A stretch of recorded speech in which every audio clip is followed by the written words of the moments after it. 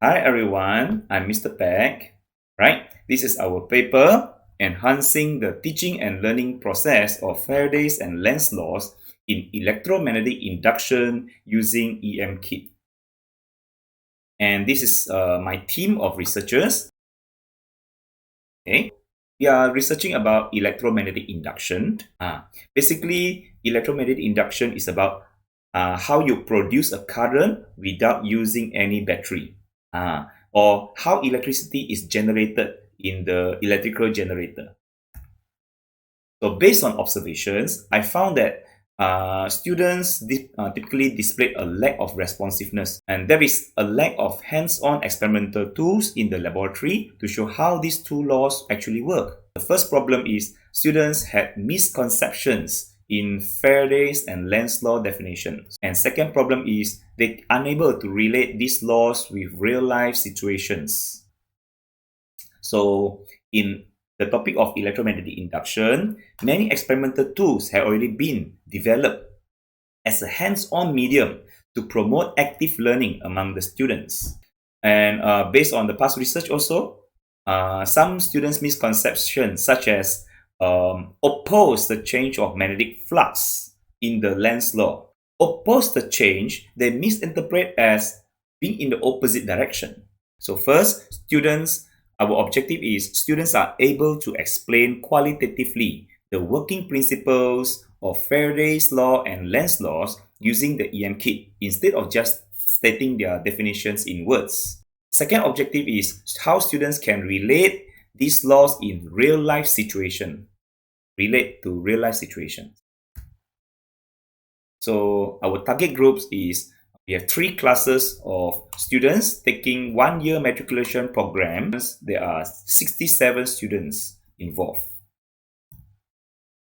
This research is carried out in the form of action research by chemists and McTaggart. We do observation, we collect documents for analysis, and we also interview with fellow lecturers and our students. Okay.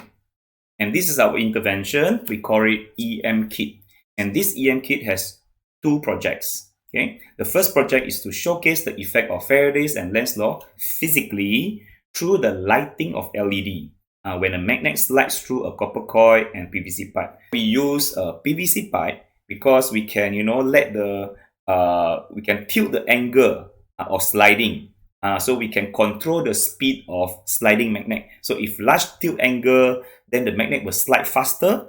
Then we can generate larger EMF and we have brighter LED. As you can see here, we have a small magnet and large magnet here. So normally, if you use a larger magnet, then the induced EMF will be larger and you have brighter LED.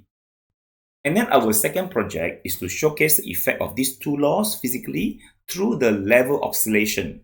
So as you can see here, we use copper coil, and ruler, a meter rule as a level, level.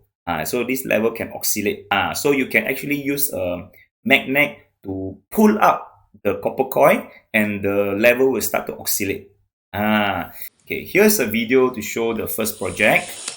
You can see the LED is light up because when the magnet slide through the copper coil, induce current without any battery. No battery at all, but it still generate electricity.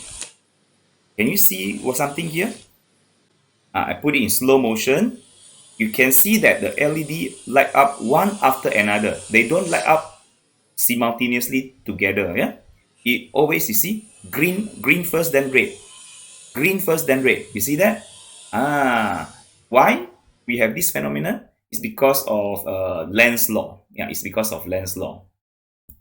Okay, now I will show you our second project. Yeah, the level oscillation meter rule. Yeah, you see that? Now you see that the closed coil can react with the magnet. It can be attracted. You see, when the magnet is pulled out, the copper coil also being attracted to the magnet. No physical contact between the magnet and copper coil, but it still can be the coil can be attracted to the magnet. There's no physical contact between the magnet and the copper coil, but the copper coil somehow can attracted to the magnet. So there's like invisible attractive force there. This shows that electromagnetic induction is taking place. So in the first cycle, we give a basic demonstration and explanation using the EM kit. Okay, we found that students can visualize physically the effect of induced EMF through LED light and also the oscillation of meter rule. They can see that to produce the current, you just need a magnet and a copper coil.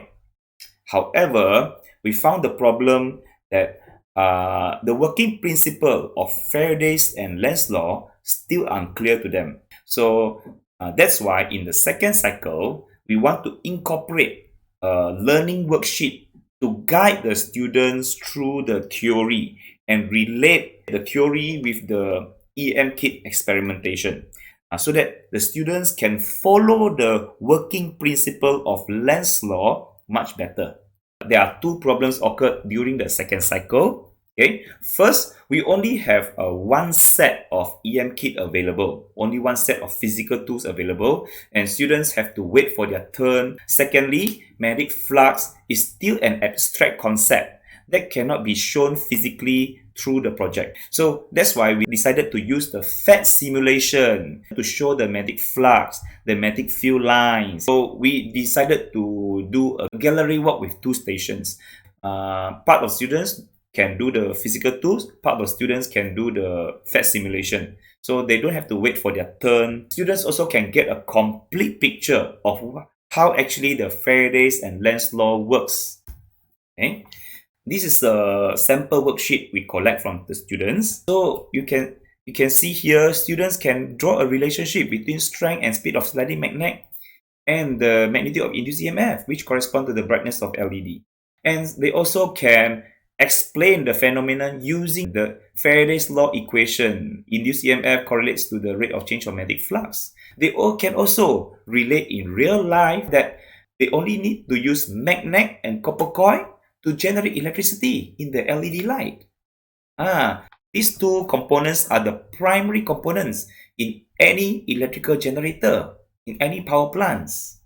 Besides that, in the second project, students also can compare between the 200 turn and 500 turns. The 500 turn coil will have a greater oscillation of meter rule. They explain using the equation also.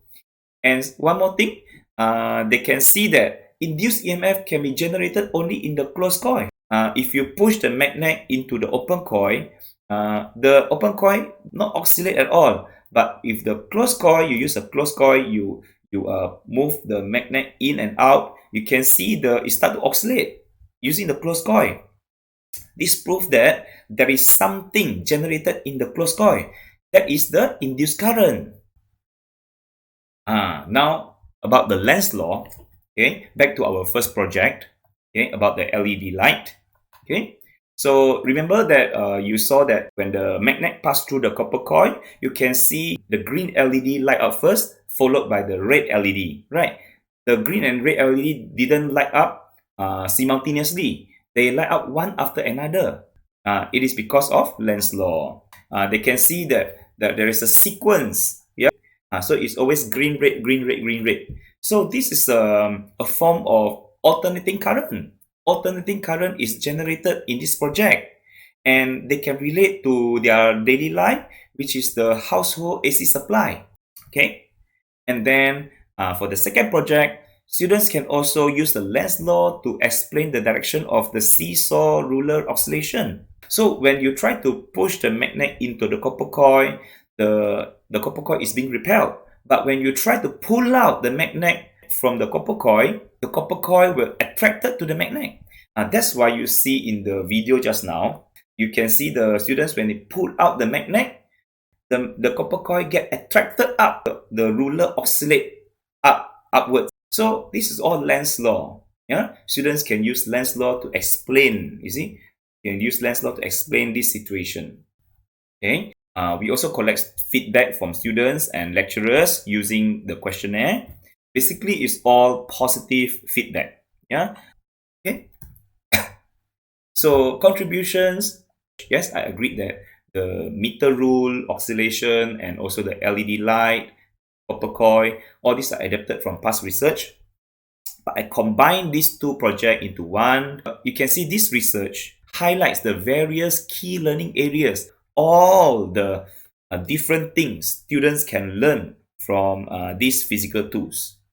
The activity encourages students to learn actively, active learning, by having them apply the understanding of Faraday's and Lenz's laws through practical experience rather than just listening to lectures. And that's all for our presentation. Thank you. Bye.